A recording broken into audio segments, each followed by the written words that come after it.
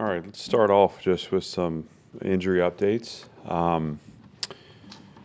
Junior Azebu will be day-to-day, still fighting his way back with some soreness in his lower body. Leighton Nelson got some work today. He's also day-to-day questionable. Both those guys questionable for Saturday. But Leighton is progressing back. Darren Agu is back, was full go today and had a good day. Patrick Smith, I know, missed a little time on Saturday. He's fine. Did everything as normal today. And Ricky Wright is feeling better. Still day to day, questionable for Saturday, but feel good about the way he's progressing. And he's going to do some jogging this afternoon, and we'll keep working him back as he's able. And so, obviously, we're happy to be 2-0. Happy to be coming off a hard-fought win where felt like we battled some adversity and we were able to play to an identity there at the finish. I love the way that we finished the game in the second half. Obviously, the big charge, early on for the defense was about third down stops in that first drive. But I think it's good for us to have to fight through a long drive. I was proud of the way the guys stood up and held Alabama A&M to 3. In the second half, obviously, the one explosive pass we want back. But a good learning moment for us. Offensively, just struggled a little bit to get in rhythm. I thought hot and cold in the first half. But obviously, I think came out in the second half and played with confidence and had fun playing too. So, if we're going to want to win a game this weekend, we got to protect the ball. That's going to be really important. Make good decisions with the ball at the quarterback position. Turnovers will be a key point of emphasis, and we're going to have to play complementary football. This is a good team we're playing against. This Wake Forest has kind of been the standard bearer for developmental programs. Dave Clawson, as good as they come with respect to having an identity, playing to a strategy, and growing a program there the same way we are here. And got a ton of respect for him, obviously, as a mentor and a friend. And excited to compete with them. Obviously, we were disappointed with the game we played a year ago. But, we're going to have to go down and play good football to have a chance to win a game on the road. With that, I'm happy to open up for questions. How do you plan to game plan against Mitch Griffiths and this offense, this slow mesh where the Vanderbilt defense was really annihilated in the second half of the game last year? Not to speak to the second half of that, I think the slow mesh is challenging because they separate your levels. And so I felt like in design last year, we left our corners out a little bit and didn't do enough to protect them. We're gonna want to do that. This is a team that thrives on the big play pass, and we've struggled with that. And so, we're gonna have to keep the ball inside in front, limit their explosives. Certainly, we're looking for no explosive touchdowns. It's Mitch is a good player, and similar to last year, going into this game, we were unsure who we were going to see. We ended up seeing Hartman. I said this a year ago. This is a system that we're playing against, not just a player. And the system's challenging. Warren Ruggiero does a great job with it. In the same way the triple option's unique, the slow mesh is a unique style of offense. And so it's about keeping your layers intact. It's about keeping body on body down the field. It's about capping the big play and keeping someone on top. We can't let them behind us, and I think in design we have to do a good job of designing success into the scheme and making sure that we're not undressing guys and leaving them in tough one-on-ones. The other thing about a year ago is, we got to protect the ball on offense. We can't give them more possessions. We got to fight for field position. Those things matter too. And so I don't see it as just the Vanderbilt defense. I see it as our team against their team and the need to play complementary in all three phases.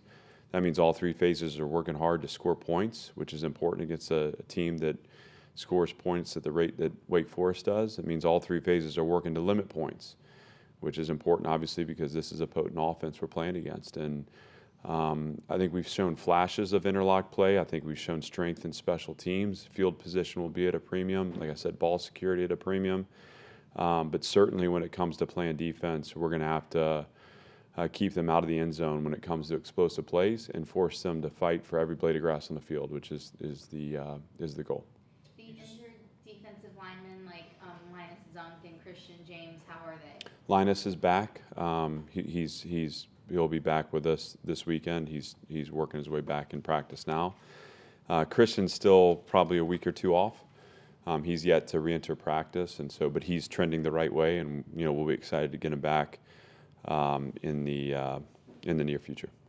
You just talked about it being a system offense, and it didn't really differ between the quarterbacks much. But are there any distinctions you can make in seeing Hartman run it and seeing Griffiths run it? I mean, they're very similar players. They'll take the risks. They'll take their shots. I mean, obviously, if you look at their game from Saturday, they got over the top of Elon to the tight end for a touchdown. They threw an uncovered receiver for the first touchdown. They hit, like a go ball to the field twice, one for a touchdown. So similar to the way Sam played. I mean, Mitch is confident. He makes decisions rapidly. He knows where his matchups are, and I think he's impressive that way. There's subtle differences in when they run, how they run. How late they will get the ball out. I think one thing we saw last year was just late down success for them. You were just. There was nothing that kept Sam Hartman from at the end of the snap, right as pressure was getting there, whipping the ball out to the flat. And I think Mitch has got a knack for when to tuck the ball down and run it. We're going to have to be in heightened awareness that way. But the big plays are still there in the same places. X post, it's the glances on both sides. Again, the field go, and those are things we're going to have to defend well, again, to put our team in the best position to win. Knowing that this is a game that you're probably going to have to score a lot of points, what do you need to see from AJ this week? Just like I said, there's nothing more than routine plays, small things done well, and good decisions with the ball. What we can't do is give them extra possessions. We can't give them field position. That was one thing that hurt us a year ago. We have to be willing to take what they give us, get the ball out and in play to our playmakers. And in that sense, I just expect the same thing that I expect from them every week. And with respect to scoring points, I think it's all a matter of how well you can play in terms of the complementary nature of your game, because we're certainly not going out there just to get into a shootout and outscore them. We have to be willing to be patient on defense, build to the stop. Like I said, the biggest thing there is not allowing for big play touchdowns. We have to fight for field position and special teams, and we've done that to this point. And then offensively, it's about being willing to be methodical in our drives and being really good on conversion down. So not looking for a performance out of character from him. If anything, I'd like to see him take another step in the right direction, which with respect to the way he makes decisions with the ball and his ball security, and just facilitating the offense and the other 10 players on the field. You mentioned the special teams a little bit, knowing that special teams have really helped the first couple weeks. What are you expecting to see there? Just continued focus. I think we benefited from the building out of our depth, adding skill. We're faster on our teams. That's both in the return game, but also physical and the way we're blocking for the returns. And against Alabama A&M, benefited from 2 blocked punts. We want continued execution there, and we want that unit to be a place where we shine and try to create an advantage for ourselves. Again, when you're playing against a team like Wake Forest, who's really good in all 3 phases, you have to have wins in the margins, and that's what special teams does for you. And so we'll expect that this weekend as well. You got Jeffrey Ugo back for a little bit on Saturday. You'll have Darren available for the first time, I guess, this week. As you get guys back, how does that change and help your defense?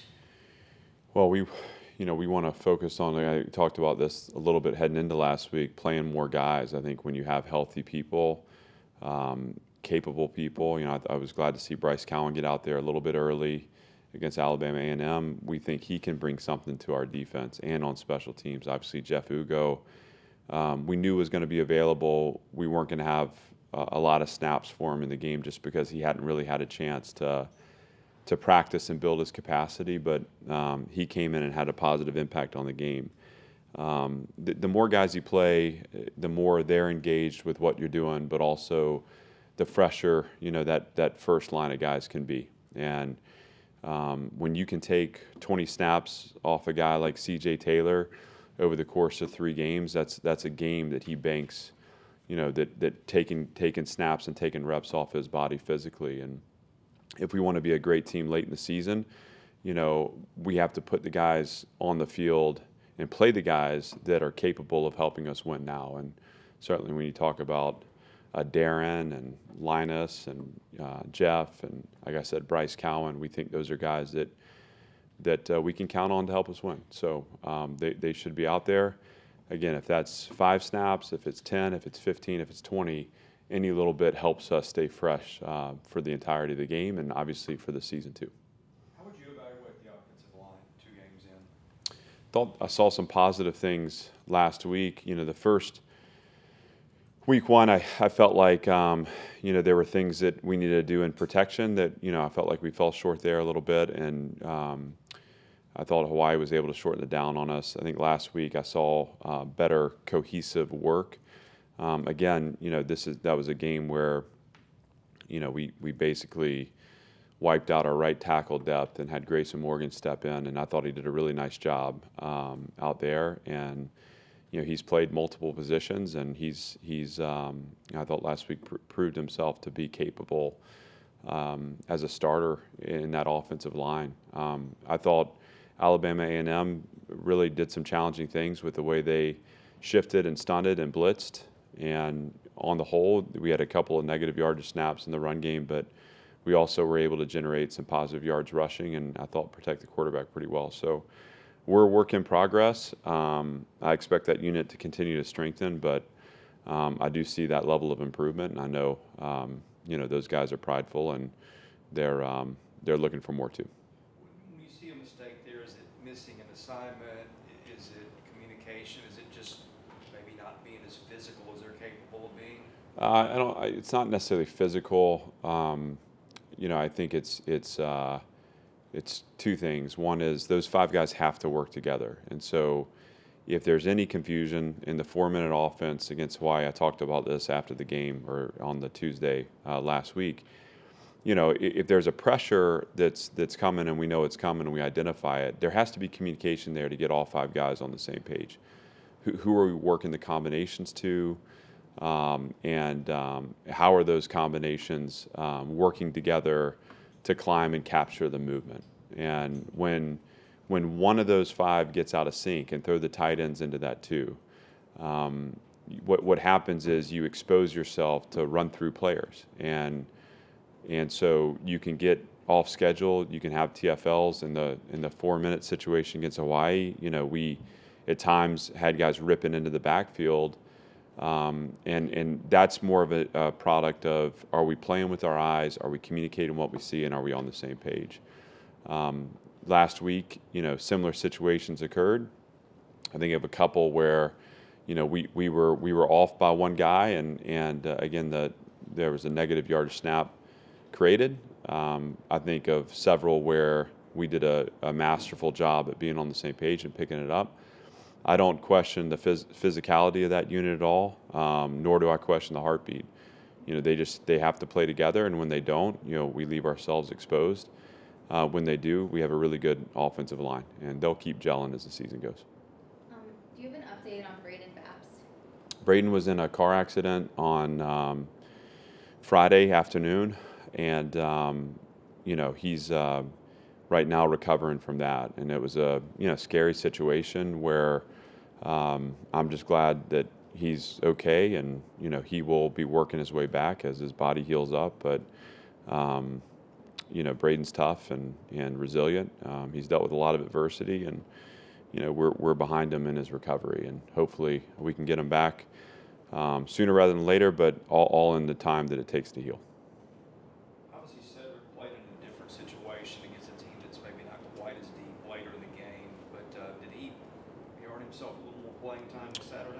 Yeah, I mean, we believe we've got three good ones, and Seti certainly, asserted himself on Saturday and is fighting for more. And so we see that. He's got good vision, good feet, good balance, and he can accelerate. And the thing that I've loved about Seti since spring is he's also good in protection too.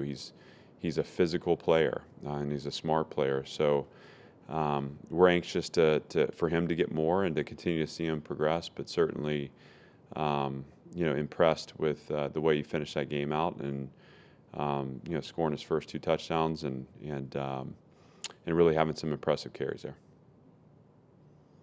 Anything else? Thanks.